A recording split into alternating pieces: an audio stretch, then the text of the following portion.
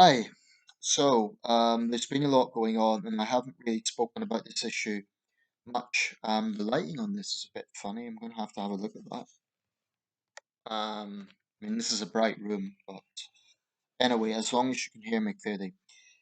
So, Partygate. Right, here's the thing. I did feel that in the grand scheme of things, with Russia's invasion of Ukraine and any number of other problems going on in the world, probably it was appropriate that Johnson should have stayed on during that time. And Keir Starmer, it's worth pointing out, acknowledged that. Starmer didn't move to make any quick political gain from that. He saw the bigger picture. But this vote of no confidence that has went ahead today, Sir Graham Brady announced it would go ahead. They obviously waited for the Jubilee festivities to finish. It went ahead. Johnson has survived, technically, but I would really question his claim that it's an overwhelming victory. So let's look at the figures. Um, 211 Tory MPs backed the Prime Minister, 148 voted against. He needed 180 MPs to stay on as leader and Prime Minister. Technically, he did survive. But that is by no means a ringing endorsement. That's what, over a third of his MPs against him, including many in red wall seats, many in Scotland. And that means is actually he's the prime minister to have had more votes against him than any prime minister since Thatcher in the no confidence vote. Let's look at those figures and percentages. This is, by the way, from Sky News. So Johnson, 2022, 58.8% of Tory MPs supported him. Theresa May, 2019, 63% of Tory MPs supported her, actually a higher percentage. Now, Johnson, of course, was among those calling for her to go. John Major, 1995, 66%. Major had a much more comfortable victory. Thatcher, 1990, 54.8%. She, of course, had to resign. Let's also look at history. When Major survived his no confidence vote, he lost the subsequent general election. So at this point, I think Johnson's supporters are kind of in denial. They're kind of digging their heels and it's, oh, look, he won. And he did technically win. But I really think that they're missing the point here. I'm talking about those MPs who support Johnson and also voters who support Johnson. I don't think they get it. A YouGov Snap poll after the Sue Gray report found that 59% of the public, 59%, felt that Johnson should go. Um, this is not overwhelming figures for the Prime Minister. They're not. Whatever way you try to gloss it over. Um, Johnson has staying power. He's survived before. He's a political survivor. That's obvious. I think some of that is to do with his charisma or his eccentric ways, if we could put it that way. But I also think there is a sort of cult around Boris Johnson, in a way that I can't think of with any other prime minister. Possibly Thatcher had it to some extent, but what I've noticed is there is a particularly aggressive streak to Boris Johnson supporters in their dogma that I haven't seen in defence of other prime ministers, not to this extent. Tony Blair didn't even have it. Um, it's just this dogged, almost cult-like obsession with defending Johnson no matter what he says or does. An example of this, I've just looked at his Facebook page. One Johnson supporter, she actually said, "Now the traitors need to shut up and accept the will of the people." Or another popular one is a conspiracy theory that it's all a Remainer plot. Okay, so the same people who say we need to move on from Brexit are now insisting that this is all a plot by Remainers. Um, they can't hear themselves. I would say traitors are people who sell state secrets to Russia or China, not MPs who can see the bigger picture, who recognize the PR disaster that this is. I mean, even with Johnson surviving this, I honestly think it's the beginning of the end of the Tories. I think Labour now has a real significant chance of winning in next general election. This is not to say that Starmer's a great leader. Um, he's not. I mean, and there was the Beergate inquiry. The big difference is Sir Keir Starmer and Angela Rayner said they would resign if they were found in breach of the rules. That hasn't been published yet, so remains to be seen what will happen with that.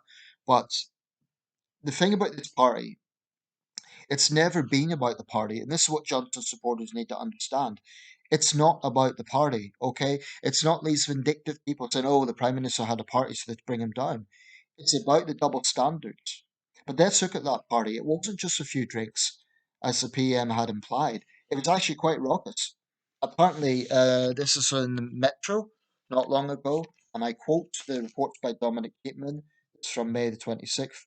Um, Red wine on number 10 walls, vomiting, fighting, the party going on to 3:30 in the morning. Now, the idea that the Prime Minister didn't know what was going on in his own house is absurd. And look at the poster that we were all showing during the pandemic. Look into her eyes and tell her you never bend the rules, showing a COVID patient. I think a lot of people, myself included, are fed up with the double standards of this government. And it's just one thing after another. It was the Dominic Cummings scandal. Johnson dug his heels in and stubbornly defended Cummings despite his breaking of the regulations at the time. It's just one thing after another. Um, and basically, they'll say, "Oh, you need to move on until the next scandal." I mean, this is a government of sleaze. Um, and I really think, those MPs who are being loyalists, and there's quite a few of them, Nadine Dorris, Suella Braverman, there's many prominent Tories who back Johnson. They need to be aware that we're not a single party state. Politics can change, and voters will not forget this.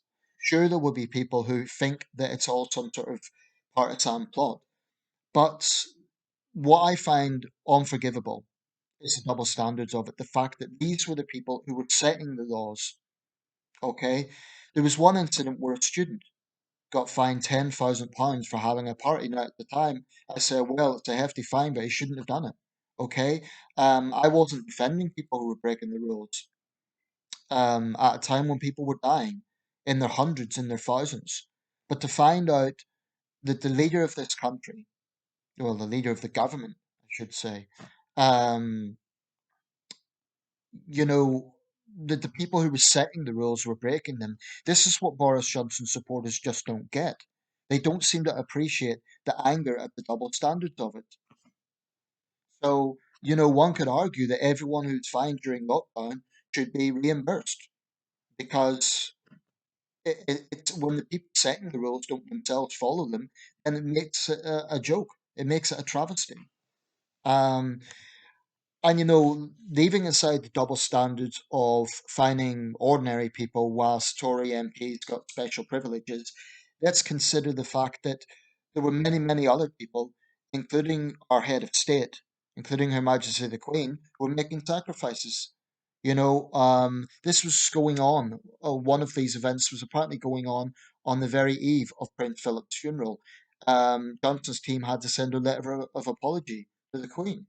I mean, it's just it's just a disgrace, I think. And you know what? When Russia invaded Ukraine, I said now is not the time. Okay, in the grand scheme of things, this is relatively minor, relatively. But I think in the wake of the Sugar report, in the wake of the fact that they won those red wall seats, they can't take that for granted. There will be people who will support Johnson no matter what, because they see him as the great savior of Brexit. Mr. Brexit, he delivered it, and they're dogged in their idea that Brexit is flawless. There's no problems with it. You can never criticise it because you have to respect the will of the people. The same hypocrites won't listen to that YouGov poll showing 59% of people want Boris to go. I'm just fed up with the double standards of this government. I'm fed up with this Tory sense of entitlement. And they just don't get it. Whenever this is brought up, whenever these sort of double standards are brought up, It's portrayed as being petty or some sort of plot or people who didn't vote for Brexit. This party has got nothing to do with Brexit. It's about the people who set the laws breaking them. If it was a Labour government, if Keir Starmer was Prime Minister and the same thing happened, I would be saying exactly the same thing. I'm not aligned to any political party. I'm not a member of any political party. And I call myself something of a floating voter. Um, so I have no vested interest in standing up for Labour and criticising the Tories, but the facts are the facts. And I mean, Johnson is not going to resign. It's not going to happen. And there cannot technically be another no confidence vote for at least a year. But I really think he is now. This is a situation where the prime minister no longer has the confidence of a sizable portion of his party. Yes, a minority, but it's a sizable minority. This idea that they're being triumphalist and oh, he won. A win is a win. Really? Is it? Is it really a win when a sizable portion of his own party is against him alongside most of the public? That's not a win. And I really don't think that the Prime Minister and his support should be gloating. Um, this idea that, okay, you get this thing about collective responsibility, and I understand that when you're a member of a political party, yeah, I get that. But those Tory MPs who rebelled, they're not traitors. They just see the bigger picture. They know that this is seriously damaging the party. I think they've got integrity, in fact. I give them credit for doing the right thing. Um, I don't want to see a situation whereby we change prime minister every time there's some controversy. That wouldn't be workable. That would be unstable. But this is not a small thing. It really isn't. Because the pandemic produced some of the most restrictive um, rules against civic liberty that we've ever had, ever. And the people who set those rules broke them. That is not a trivial matter. And I'm sick and tired of Johnson supporters acting like it is. For all those reasons, I think Johnson should resign. Of course, he won't. But rather, I'm making this to kind of counter the ridiculous arguments that I'm hearing from Johnson supporters. Oh, just move on. It's just about Brexit. All the other nonsense that they come up with. Fact of the matter is, Sue Gray found that there were violations. Um, the report found that this was not a small affair. It was quite a raucous party. In fact, it was more than one. And the bottom line is the people who set the rules broke them. What is it about that that Johnson supporters cannot grasp? So that's my take. Let me know your thoughts. A final word I should say. Should he resign right now? I think he should, but he's not going to. So the best I can hope for, or the best that those of us critical of this government can hope for, is that they have some humility and do something to to assuage public anger. Because if they don't, they're going to lose the next general election. And it wouldn't necessarily be because Starmer's a great leader. Starmer's not exciting, he's not inspiring, he's not a great leader. But it may be that, people who can't stand Labour, they may actually be giving us a Labour government by default. Because they're too stubborn to see the very real flaws with this government. And I'm not against everything the Tories have done. I think Johnson has shown stoicism and his support for Ukraine. Um, and that's good. That's the way it should be. But this is not a trivial matter. And that's what I really take issue with. Is the supporters acting like it's a small thing. It's not. It does matter. It's about perception. It's about entitlement. It's about the arrogance of power. It matters. And it's corruption. It's basically moral corruption. In fact, because there's legalities involved, it is actual corruption.